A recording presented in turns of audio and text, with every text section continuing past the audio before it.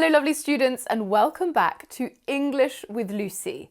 I was thinking the other day, and that's not something I do very often, but I was thinking the first thing you learn when you take your first English class is normally the daily routine, right? I wake up, I get up, I eat breakfast. And I thought, what would a daily routine look like at C1 advanced level? I started to write this lesson just as a little experiment, and it ended up becoming so interesting that I've decided to make it into a video for you. In this lesson, I am going to give you a daily routine on steroids. And on steroids means the most extreme version, or a very extreme version. In this daily routine, I am going to give you a ton of super advanced C1 vocabulary, and we're going to cover lots and lots of C1 level grammar structures. So if you really want to test your English skills, this lesson is for you. We'll focus more on grammar for this lesson, but I will mark out the C1 level vocabulary,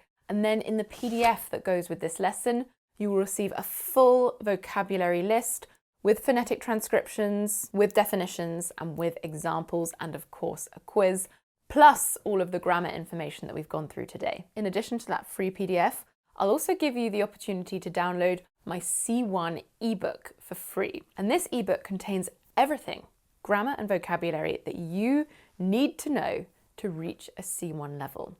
If you would like to download the free PDF and the ebook, just click on the link in the description box. You enter your name, your email address, you sign up to my mailing list. The PDF and ebook will arrive directly in your inbox. And after that, you've joined the PDF club. You will automatically receive my weekly free lesson PDFs along with my news, course offers, and updates.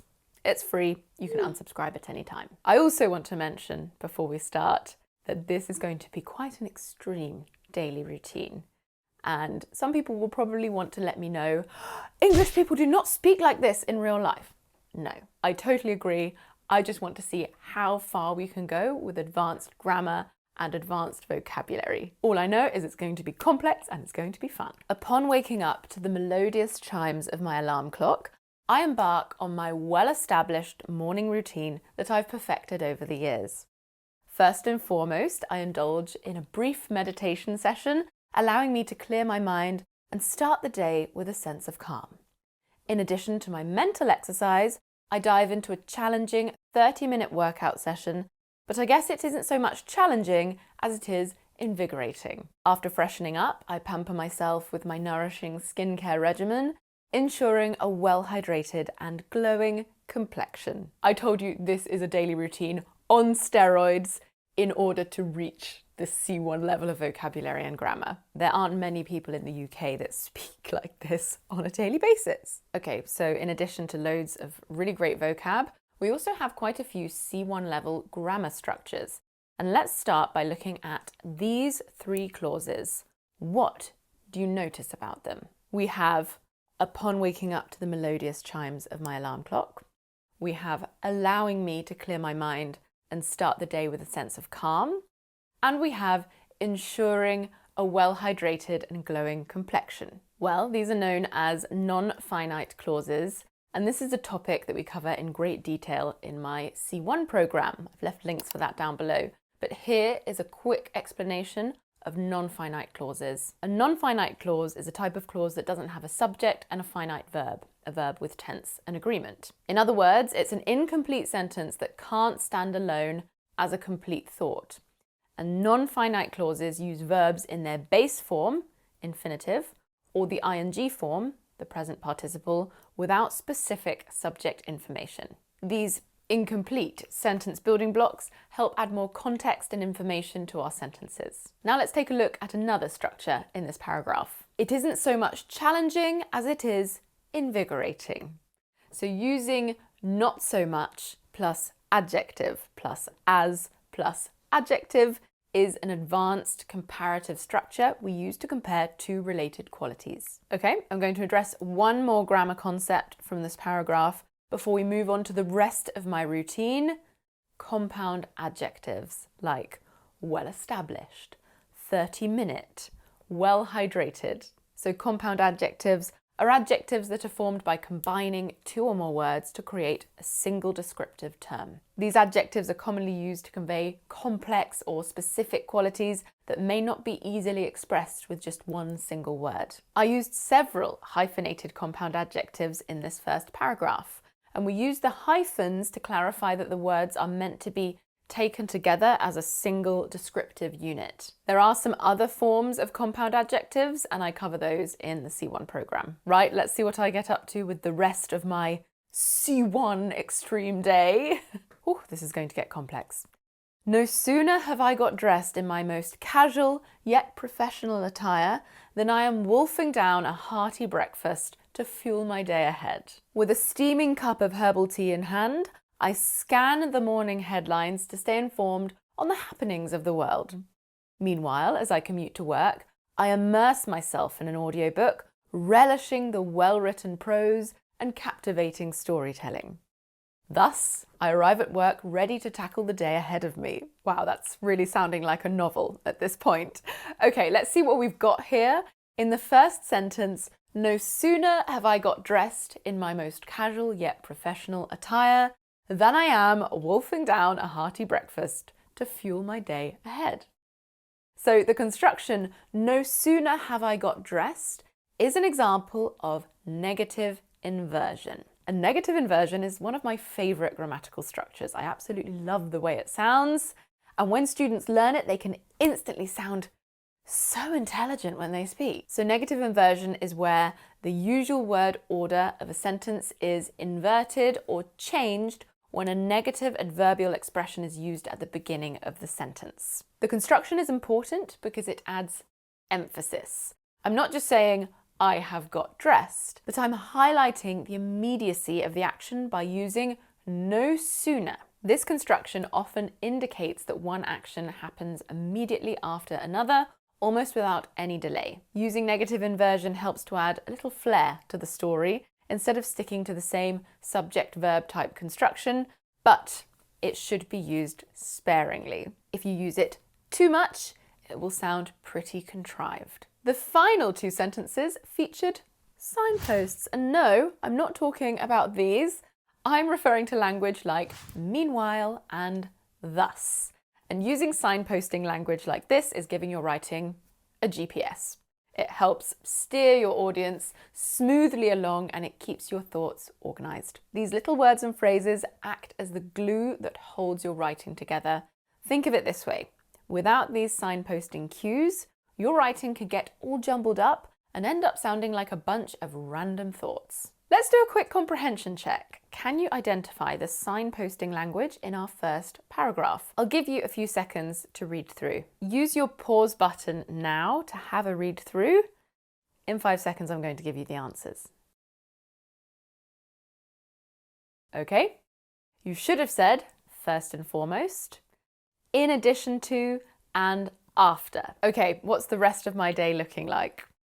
Upon arriving at the office, I buckle down and get on with my work, meticulously completing my tasks in the most efficient way possible. It's knowing that I'm contributing in a meaningful way that I thrive on, and I actively seek opportunities to enhance my skill set.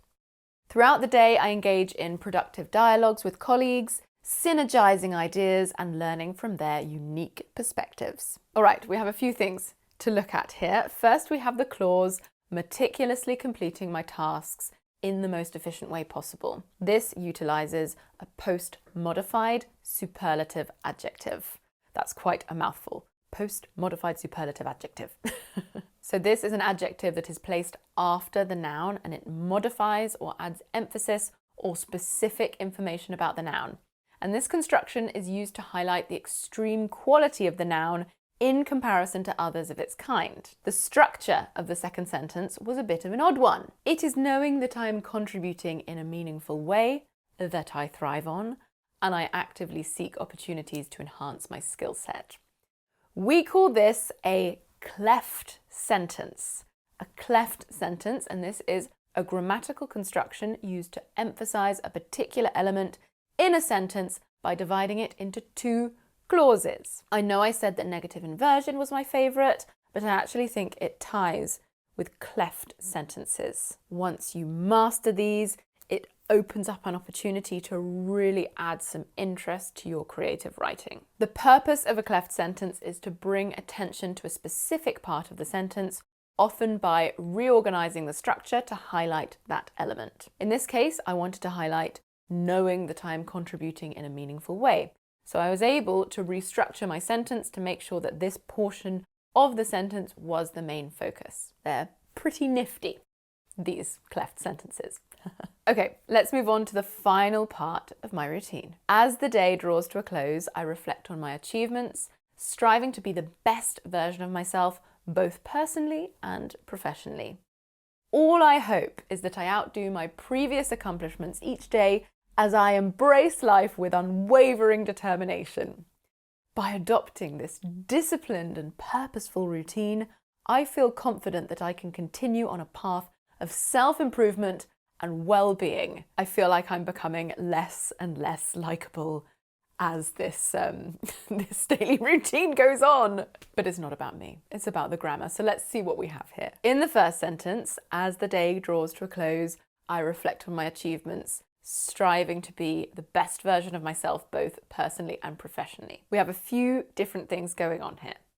First, we have as the day draws to a close, which is a subordinate clause, but by C1, you should already be familiar with them. These are clauses that can't stand on their own as individual sentences. They have to be attached to a main or independent clause. We also have a participle clause, striving to be the best version of myself, both personally and professionally. A participle clause is a type of non-finite clause. We discussed those before. Can you identify the other participle clause in this paragraph? That's right, it is our last sentence. By adopting this disciplined and purposeful routine. I can't say purposeful without going purposeful. Purposeful,